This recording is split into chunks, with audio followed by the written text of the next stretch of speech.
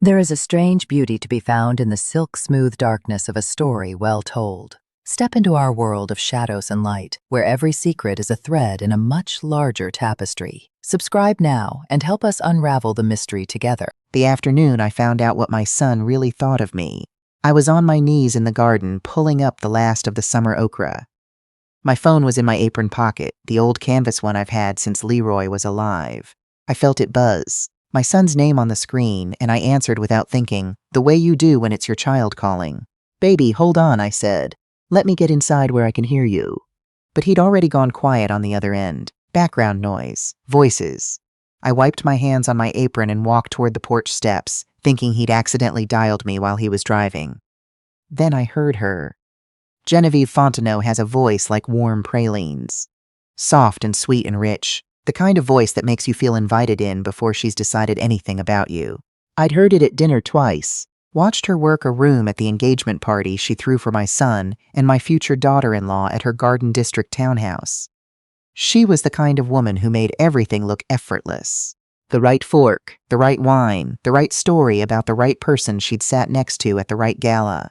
I'd spent both evenings feeling slightly off-center and telling myself it was just nerves. Listening to her on that Tuesday afternoon in September, I finally understood it wasn't nerves. It was information I hadn't fully processed yet. "She's lovely, darling, in her way," Genevieve was saying. Her voice had an edge I'd never heard directed at me in person. "But you understand what I mean when I say she'll be conspicuous. That accent. The way she laughs. She's very Mississippi." I stood on my porch steps and did not move. My son said she worked hard her whole life for everything she has. Of course she did. No one's questioning that. But this wedding is going to be covered, and there are people on that guest list who have very long memories about what our families represent. I just think we keep her comfortable in the back. Give her something to do with the catering setup. She'll be happier that way. She'll be happier that way. 31 years I spent behind a pharmacy counter and then behind a business owner's desk, filling prescriptions, managing staff, fighting insurance companies that treated a black woman from Biloxi with a compounding pharmacy like a novelty act. I sold that business for enough to retire at 56 and buy 4 rental properties along the Gulf Coast. I put my son through college with no loans, through graduate school without him ever once having to apologize for what he needed. And Genevieve Fontenot thought the kindest thing to do with me was to park me near the catering tables. Then my son said, "She doesn't have to be front and center. We'll just keep her busy." Keep her busy. That was the part that went deepest. Not Genevieve.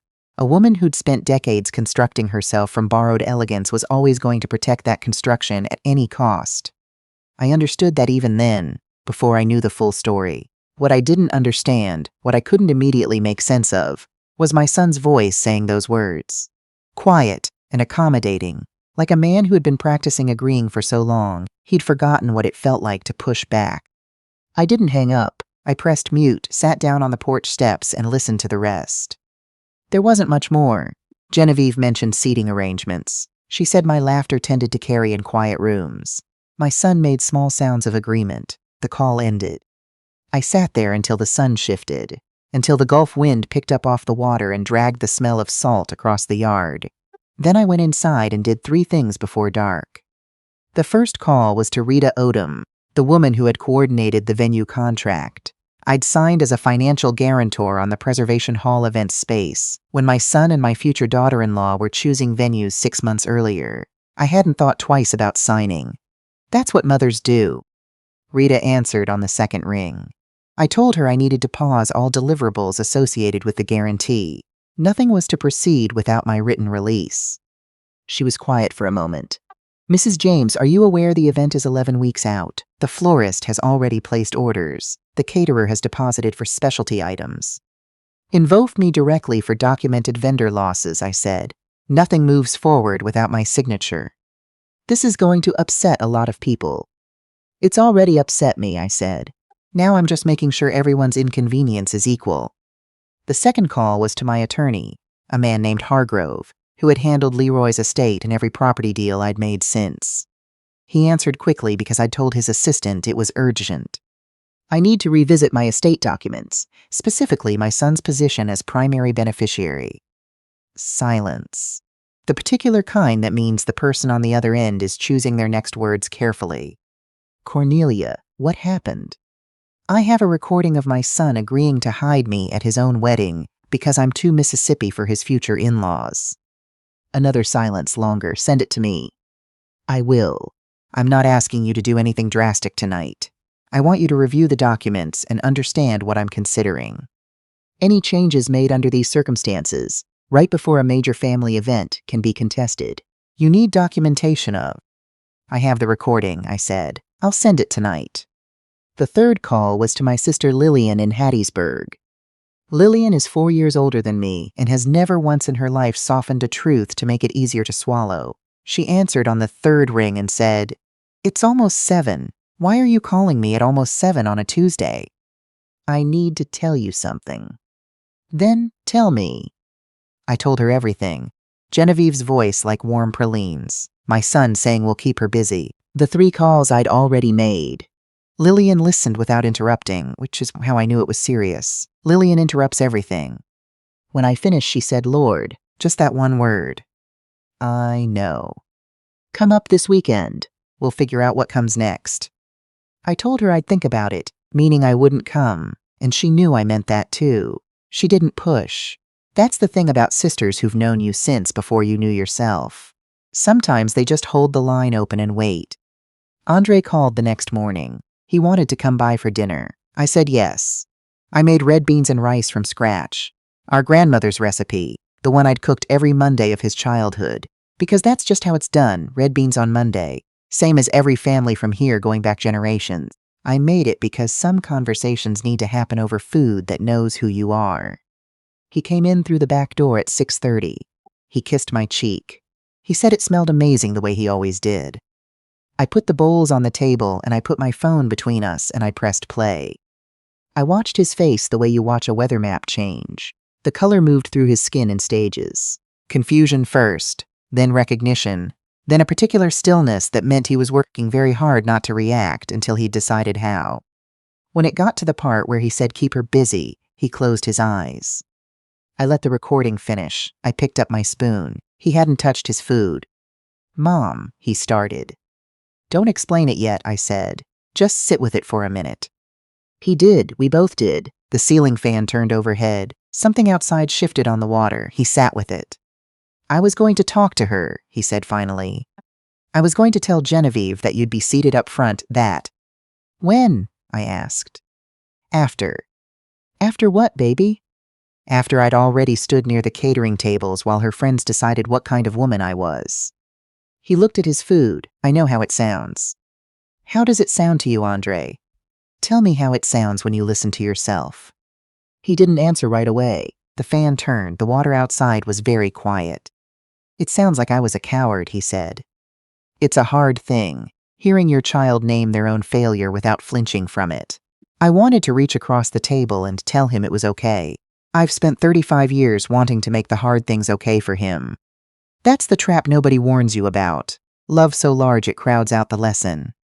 "When you were 9, I said, you came home and told me your teacher had humiliated you in front of the whole class. About your handwriting. You remember what I told you?" He almost smiled. "Don't let anyone practice carelessness on you." "And what did you do?" I went back the next day and asked to see her after class. And I told her she'd embarrassed me. 9 years old, I said. He was quiet a long time. "I'm sorry, Mom." "I know you are," I said, "but sorry is just the beginning of something, not the end." I told him what I'd done. The venue guarantee, the attorney, the consideration about his inheritance. His face shifted again, this time into something harder. "You can't do that," he said. "The contract says otherwise. This is my wedding. You can't hold it." "Because I heard what I heard," I said. "Because your future mother-in-law decided I was too loud and too country to sit in the front row of my own son's wedding? Because you agreed with her?" He stared at the table. The red beans were getting cold. "I love her," he said. He wasn't talking about Genevieve. "I know you do," I said. "But loving someone doesn't mean erasing yourself. And it definitely doesn't mean erasing me." After he left, I sat at the kitchen table and I cried. Not quietly. The kind of crying that comes from somewhere below the chest, that sounds embarrassing and real and doesn't care whether your dignity is holding together. I cried until it was done. Then I washed my face, made tea, and went to bed. I slept better than I expected. 2 weeks later, I sat across a cafe table from a man named Picard, who did private research work. He was 60 gray everywhere, the kind of man you'd walk past in a grocery and not remember an hour later. He came recommended through Hargrove. I told him what I needed. He gave me 3 weeks. He called back in 16 days. We met on Magazine Street. He spread a folder on the table between us, which I appreciated. Some people explain things at length when you'd rather read. Genevieve Fontenot, born Jeannie Crawford, Baton Rouge, 1962. Her father had driven a city bus. Her mother had kept house for other families. She married into the Fontenot family in 1988. Real Creole lineage, real old money adjacency, real connections. The marriage ended in 1997. She kept the name by agreement, built her entire social identity on the architecture of a family that had allowed her to borrow its legacy without ever quite belonging to it. The Garden District townhouse was mortgaged. The car was leased. The heritage consulting work she listed in her bio brought in about $30,000 a year, which didn't begin to cover how she lived. "And my future daughter-in-law?" I asked. Picard paused. "She knows. Has known for years. They've built the story together." I thought about the woman my son was going to marry. Intelligent, careful with words. I'd always liked her more than I let myself admit. "She's not lying because she wants to," I said. More to myself than to him. "She's lying because she doesn't know how to stop." I paid him, folded the folder into my bag, and drove back to Biloxi. A few days later, the wedding photographer called. She said she'd been present at the venue walkthrough the previous month, that Genevieve had introduced her to various vendors, and, in the course of ordinary conversation, had described me as a woman they were going to keep from overwhelming the more delicate guests. And she had laughed, and 2 vendors had laughed with her. "I have 2 daughters," the photographer told me, her hands wrapped around a coffee mug she wasn't drinking from. "I decided a long time ago I couldn't watch someone be talked about that way, and stay quiet about it just because the money is good." "You lost income because of this," I said. "Some things cost more than money," she said. I understood exactly what she meant. Genevieve called me a few days after that. She suggested coffee, woman to woman, to clear the air. I should have said no. I said yes because I have never walked away from a conversation I had the information to win. We met at a restaurant on the water. She came in wearing the effortless version of expensive. She kissed both my cheeks and told me I looked wonderful. We ordered things we weren't going to finish. The Gulf moved heavily outside the windows. "I think," she began, fingers laced together on the white tablecloth, "that we've gotten off to a rough start. Things get misheard, context gets lost." "I heard clearly," I said. She smiled without breaking it. "You heard an unguarded private moment. I was trying to protect you, Cornelia. My world has a particular way of treating women who don't fit its template. I've watched it happen. I didn't want that for you. By placing me near the catering tables instead." Her smile shifted. Just slightly, the calculation underneath it moved. "You want honesty?" she said. "That would be a change," I said. She leaned back. "I've worked very hard to build what I have. My daughter has a life that neither of us started with. A wedding in that particular social circle is not just a celebration. It's a statement about who the family is, who it's aligned with. And I'm a complication. You're different. Not wrong, not lesser, but different. And in my world, different requires management." I looked at her across the table. Really looked. I saw the woman behind the architecture she'd built for herself over 25 years. A woman from Baton Rouge who had walked into a family, borrowed its name, and spent decades terrified that one careless moment would unravel everything. "Tell me about your father," I said. She froze. Not dramatically, just went still. A half-second of absolute stillness that said everything. "I do my homework," I said quietly, "same as you." The silence that followed was the first honest thing that had happened between us.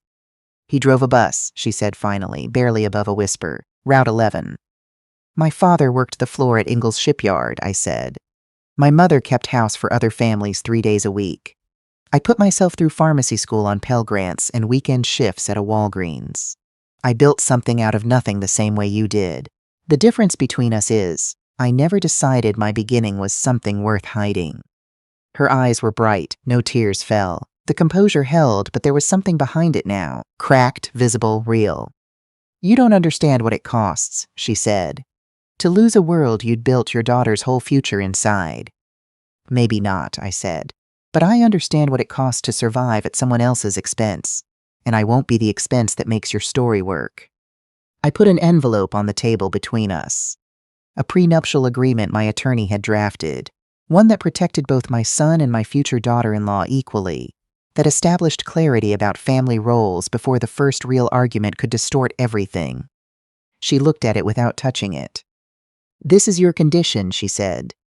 "This is my boundary," I corrected. "If your daughter loves my son, she'll want honesty between them. If he loves her, he'll want the same. The only reason to refuse is if someone plans to take advantage of the confusion." She stood, left the envelope. At the door, she paused without turning around. "You know what your problem is, Cornelia," she said. "I imagine you're going to tell me. You think plain spoken is the same as brave." She walked out.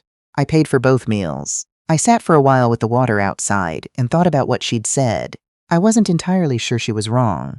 I also wasn't sure she was right enough to change anything. Lillian called that night.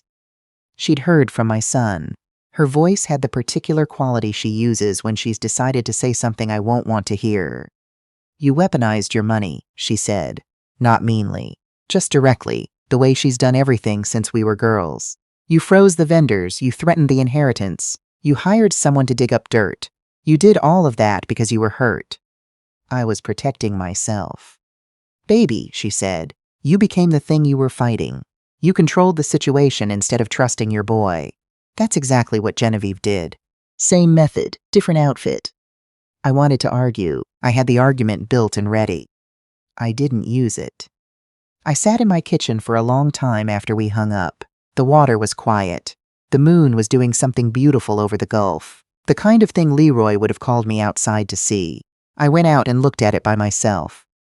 I thought about what Leroy used to say, that the bravest thing he'd ever seen me do wasn't building the pharmacy or rebuilding the house after Katrina. It was the day I told our son the truth about why we didn't have much money that year, when he was 12, instead of making up a prettier story. "You never let the shame land on him," Leroy used to say. "That's the hardest thing a parent does." I'd let shame land on me instead, apparently, and then picked it up and thrown it at everyone else. 6 weeks after what should have been their wedding, my son called and asked to come by. He came alone. We sat on the porch and watched the water. "Lisette and I are doing therapy," he said, "together, with a Dr. Abrams in Metairie." "Good," I said. "She's helping me see something." He turned his coffee cup in both hands. "I was embarrassed, Mom. Not of anything you did wrong. Just embarrassed of the distance between where you come from and where they come from. Embarrassed that I couldn't translate you into their language without losing you in the translation. And when I couldn't, I put you in a separate room, told myself it was easier." He stopped, swallowed. "I've spent my whole adult life trying to be fluent in a world that didn't start for me," he said. "I thought if I could just manage everything carefully enough, nobody would see the seams. And when I couldn't manage you without diminishing you," he didn't finish the sentence. "What do you think about that now?" I asked. "I think I was a coward," he said. "I think I've been practicing smallness for so long I forgot it had a cost." I reached over and held his hand. He let me. "I owe you something too," I said. "I used money the way power has always been used against people who look like us. As a door that opens or closes depending on whether you perform correctly. That's not love. That's leverage, and I'm sorry for it." He was quiet a long time. A bird called from somewhere on the water. "Where does that leave us?" he asked. "Honest," I said, which is more than we were 6 weeks ago. The wedding happened 4 months later. 37 people on the gallery of a house north of Lake Pontchartrain. Late afternoon light that turned everything gold and patient. No society columns. No grand venue. No Genevieve's guest list or Genevieve's seating chart. Genevieve came and chose to sit toward the back. She left quietly after the ceremony. I didn't watch her go. I was watching my son. My future daughter-in-law had written her own vows. Her voice shook when she said, "I promise to stop performing and start living, to choose honesties over approval." To build a family where both our histories are held with dignity. The voice steadied itself on the last word. My son said, I promise to never put you and my mother in different rooms of my heart and call it love. You belong together in every part of my life, even when it's complicated, especially then. Lillian pressed a handkerchief into my hand without looking at me. I took it without looking at her. We stared straight ahead like the women our mother had raised us to be, and we both failed completely at it. At the reception, my son found me at the railing. We stood together and watched the light go flat and silver over the lake. Thank you for not giving up, he said. You're my son, I said. That was never optional. I mean, for not giving up on making me be better. I looked at him, 35 years old, still learning, same as me.